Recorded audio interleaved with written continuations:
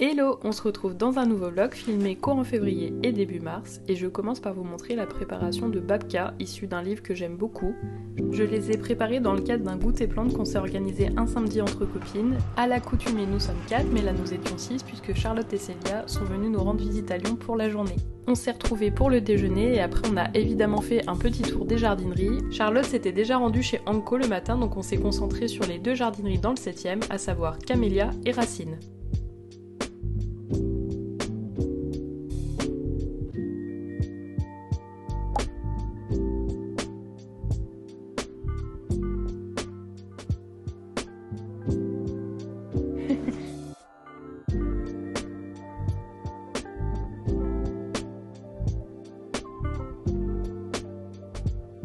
Il y avait de très belles plantes proposées, on en a pris plein les yeux mais c'est vrai qu'on est étonnamment resté très sage. Fin février et début mars, j'ai fêté mes 30 ans en famille et entre amis. L'entretien des plantes était moins central dans mon quotidien mais j'ai pris le temps de recevoir mes proches comme je le souhaitais. Je sais que quelques proches vont passer par ce vlog, j'en profite donc pour le remercier encore pour tous ces bons moments que j'ai pris plaisir à organiser et à vivre. Merci pour tout l'amour que j'ai reçu et pour vos attentions.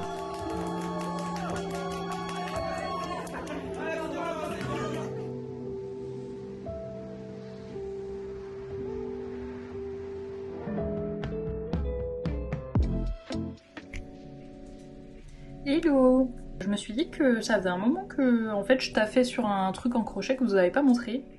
Oula, que je fasse pas n'importe quoi. En fait je vais peut-être attendre que ça sèche pour vous montrer. C'est un petit holonite. En fait on voit rien du tout Gaëlle. Bon les ombres c'est pas fameux, mais voilà un aperçu. Il me reste à coudre les petites cornes.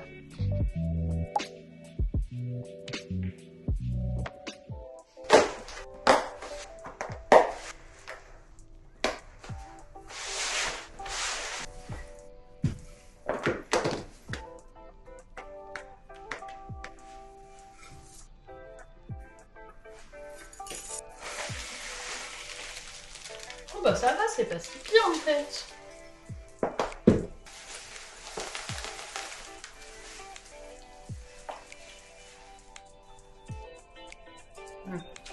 Il y a quand même pas mal de racines et il y en a aussi pas mal de mortes.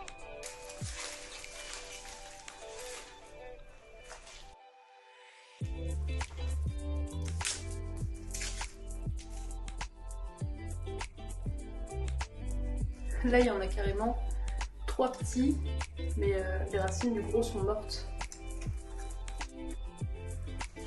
Hop. Et là, on a une racine aérienne qui a commencé à se changer en racine terrestre, juste là. Et pareil, on a un petit qui démarre là et là-haut. Je vais couper pas mal de choses. Yes. Celui-là, il s'est cassé.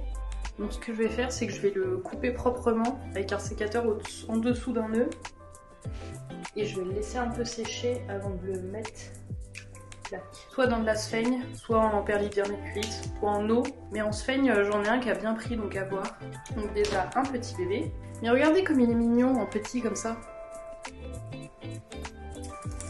Je crois que je vais faire des boutures de tronçon. Hein. Ouais, la base est pas bien belle.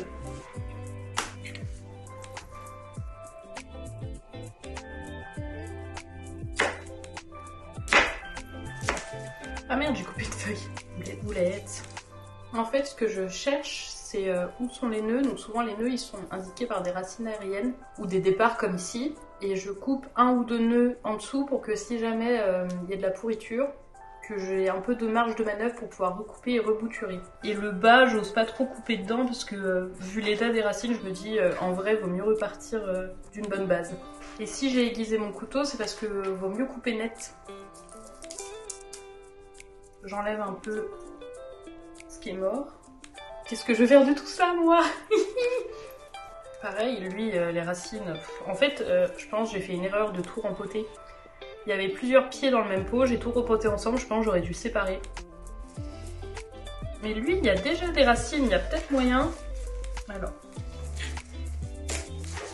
Une fois bien sec, parce qu'en fait les philodendrons c'est comme les ficus, il y a une espèce de sève Les ficus c'est vraiment du latex, là, hop, je sais pas trop.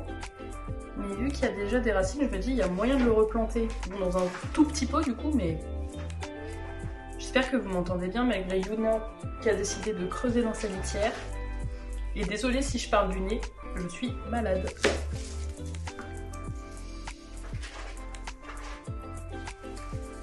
Le plus dur c'est de commencer en fait. Après, ça va tout seul pour couper.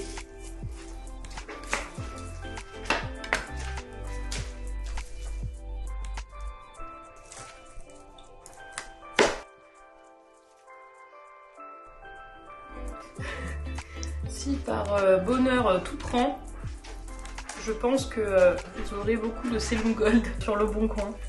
Voilà. Ils viendront de chez moi.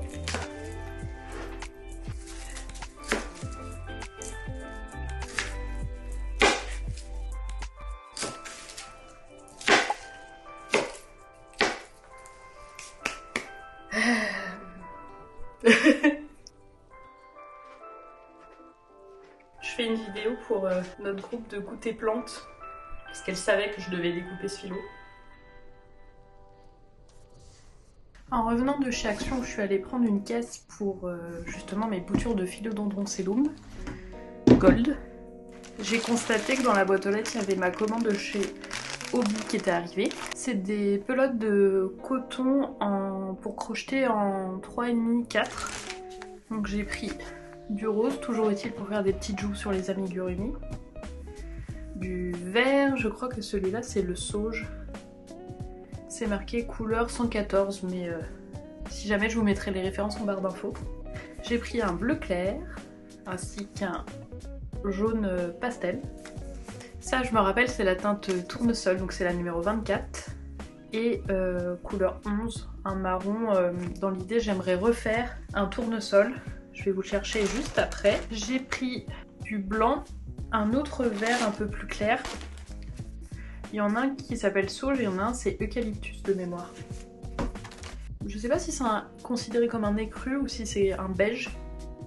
Je pense que c'est écru vu le numéro de la teinte, parce que là c'est 0,1 donc ça doit être blanc. Et un rose un peu plus foncé. En fait j'avais du mal à choisir quel rose allait aller avec quelle couleur. En fait j'aimerais, toujours dans le livre du tournesol, que je vais d'ailleurs vous chercher maintenant, ce tournesol est issu d'un livre de modèles que j'ai en dématérialisé, qui est organisé par couleur et c'est autour du jardinage un peu kawaii. Et donc Marie du compte Instagram La Mary's Garden avait beaucoup aimé ce tournesol. Vu que c'est mon premier, je me voyais pas lui envoyer celui-ci parce que il est pas hyper droit. Je pense que niveau rembourrage du pot je peux faire mieux, même si j'avais mis un petit bout de carton pour que vraiment il tienne à peu près droit.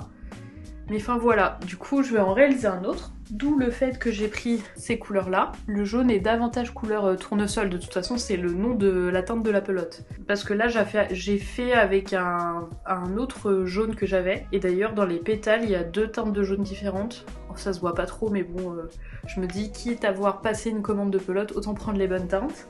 Et dans ce même livre de modèles de crochet, il y a un modèle d'arrosoir qui me plaît beaucoup et que j'aimerais beaucoup réaliser pour le concours des 6000 abonnés sur mon compte Instagram. D'ailleurs, si vous n'êtes toujours pas abonné, ce qui m'étonnerait, je vous mets mon compte Instagram dans la description. Je prends de l'avance parce qu'il me reste encore une bonne centaine d'abonnés avant d'atteindre le palier des 6000, mais je me dis que comme ça je peux prendre le temps de le faire tranquillement. Et donc, c'est entre autres pour ça que j'ai pris deux teintes de vert et deux teintes de rose.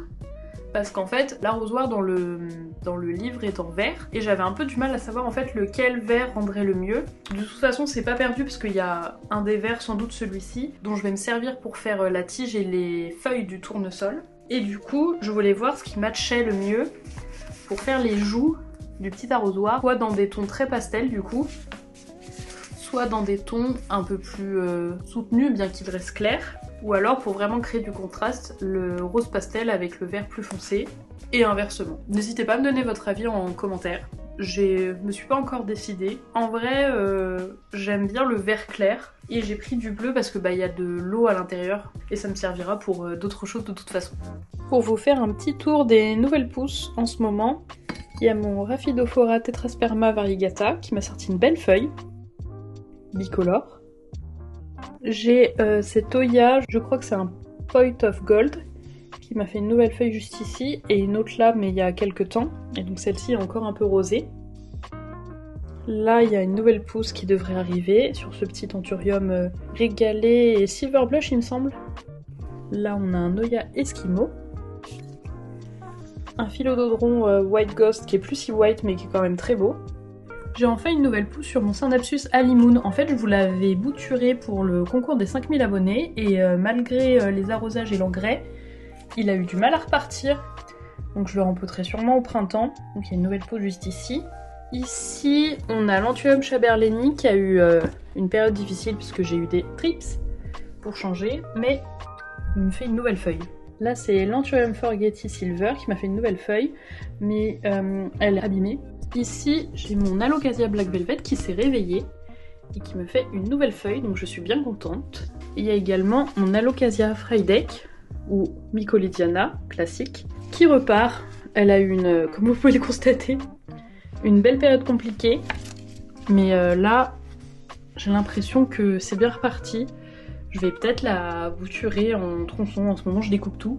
Parce qu'elle a bien poussé, ça fait 3 ans que je l'ai et c'est vrai que bah, là ça fait un peu pauvre et dénudé, donc on verra. Le Silver Blush de chez Anko, qui a une toute petite pousse là, je sais pas si on la voit, mais bon, il a pas soif. Et l'Alocasia Frydek Variegata, qui a à la fois des variations plutôt blanches, et là plutôt jaune, donc c'est très joli. Et là il y a toujours le Ficus Tineke qui touche le plafond, et vu que les beaux jours arrivent, incessamment sous peu il va être coupé. Et nous voilà le lendemain pour placer toutes les boutures de philodendron dans la box précédemment achetée.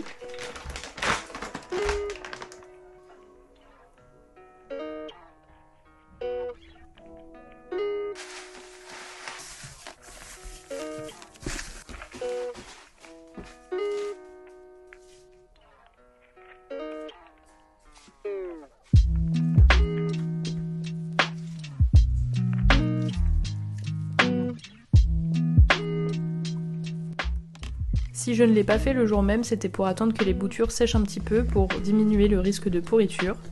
J'ai mis de la sphène et de la perlite pour maintenir un bon taux d'humidité, et maintenant il n'y a plus qu'à patienter. Merci beaucoup d'avoir pris le temps de regarder ce vlog. N'hésitez pas à liker cette vidéo et à vous abonner pour ne pas manquer les prochaines. Et si vous pouvez laisser un petit commentaire, ça aide la chaîne et ça me fait très plaisir de vous lire. Je vous laisse avec quelques images du printemps qui arrive tout doucement à Lyon. Si tout va bien, on se retrouve la semaine prochaine pour un nouveau vlog et j'essaye de bosser sur d'autres vidéos. À la prochaine, salut!